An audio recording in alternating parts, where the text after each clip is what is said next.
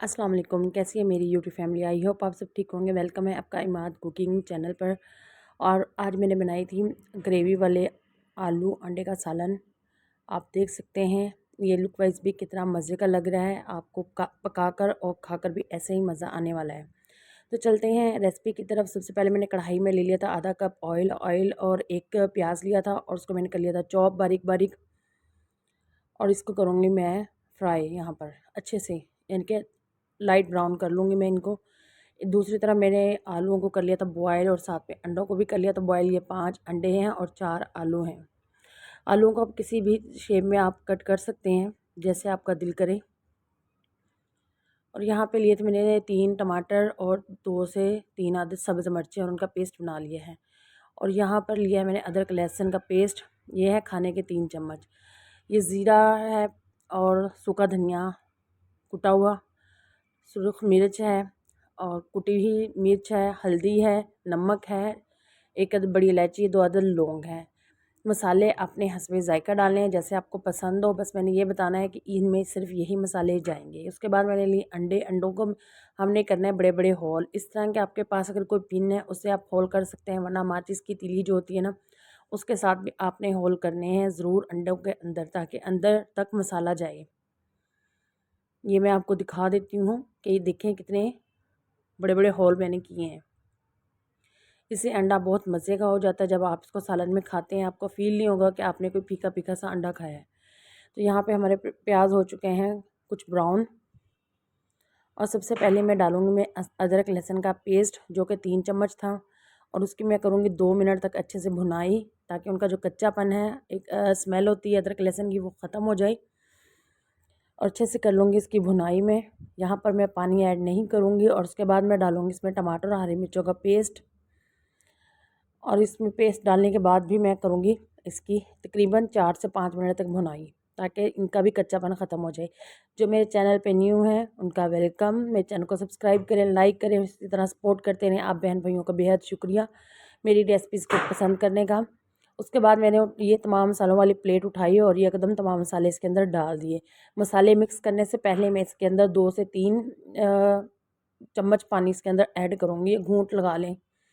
ये मैंने इसके अंदर पानी ऐड कर दिया ताकि हमारे मसाले जले ना, क्योंकि टमाटरों का पानी ऑलरेडी खुश्क हो चुका था। यहाँ पे मैं मसाले की करूँगी 5 मिनट तक भुनाई, ताकि इनका कच्चापन ख़त्म हो, बिल्कुल किसी चीज़ की भी स्मेल ना आए। स्पाइसेस मैं फिर से आपको बताऊंगी कि आपने अपने टेस्ट के अकॉर्डिंग इसके अंदर ऐड करने हैं।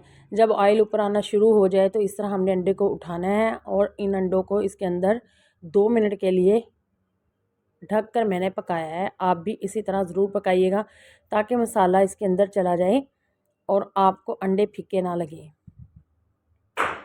यहाँ पे मैं थोड़ा सा चम्मच चलाऊंगी और ताकि मसाला चारों तरफ से अंडों को लग जाए अच्छे से। यहाँ अंडे थोड़े से ज़्यादा बॉयल हो गए थे, थोड़े से टूट गए थे, तो आपने एहतियात करनी है, अंडों को थोड़ा कम बॉयल करना है। और यहाँ पे ढक्कन लगाकर आपने इसको 2 मिनट के लिए ज़रूर दम देना है अंडों को। और उसके बाद मैं ये अंडे एक एक करके मसाले से बाहर निकाल लूँगी। तमाम अंडे मैं बाहर निकालने के बाद इनकी कर लूँगी कटिंग।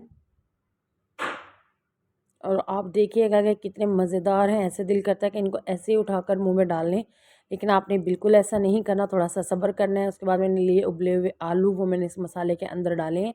और डालने के बाद इसके 5 मिनट तक मैंने किए भुनाई, ताकि हमारे आलू हैं वो भी फीके फीके ना रहें, तमाम मसाला इनके अंदर चला जाए। किसी भी चीज़ में जल्दबाजी नहीं करनी। खाना हम पूरी फैमिली ने खाना होता है।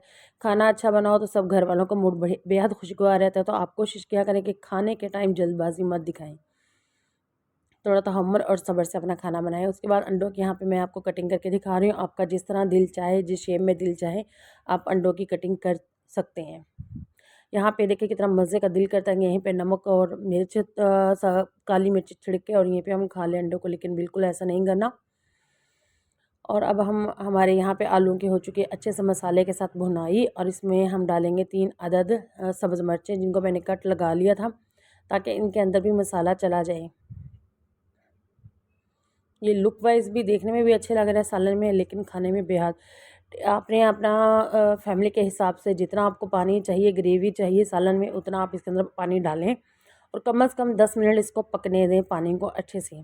ये देख सकते हैं कितना जोश आया हुआ है पानी में और जो हमारा ये रोगन है एक साइड पर हो गया है। सालन पकने का मतलब ही तब होता है कि जब रोगन एक साइड पे अलग आ जाए। उसके बाद मैं अंडों को उठा के इसके अंदर डाल दूँगी।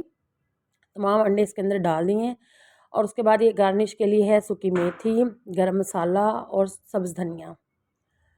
ये तमाम चीज़ें इसके अंदर जाएंगी और 2 मिनट का मैं लगाऊंगी फिर से दम इसको, ताकि हर चीज़ का अरोमा इसके अंदर आ जाए सालन के अंदर। बहुत मज़ेदार लजीज सालन बनके तैयार हो चुका है। आप भी अपने घर में ज़रूर ट्राई कीजिएगा और अपना फ़ीडबैक ज़रूर दीजिएगा। तमाम बहन भाई जो मुझे फ़ीडबैक देते हैं उनका बेहद शुक्र है। यहाँ पे मैंने कर लिया था सालन को डिश आउट और यहाँ पे मैं दोबारा से फिर धनिया इसके ऊपर गार्निश कर रही हूँ ताकि लुक अच्छी आए।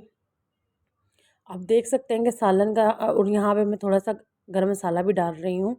जब आप सर्व करें तो आप ये इन चीज़ों का ध्यान ज़रूर रखा करें, क्योंकि पकने के बाद जो सब्ज़ धनिया उसका थोड़ा सा कलर चेंज हो जाता है, तो आप ऊपर से थोड़ा सा गार्निश कर दिया करें। थोड़ा सा गरम मसाला आप डाल दें, बस चुटकी सा गरम मसाला आपने इसके अंदर ऐड करना है, ज़्यादा नहीं करना है। ये हमारी सालन की रेसिपी तैयार हो चुकी है। आप लोगों ने ज़रूर ट्राई करना है और अपना फ़ीडबैक भी ज़रूर देंगे आप मुझे, यकीन है। मेरे देखने वाले व्यूवर्स बहुत अच्छे हैं जो वॉच करते हैं। और मिलती हूँ न्यू वीडियो के साथ। दुआ में याद रखिएगा। अल्लाह हाफिज़।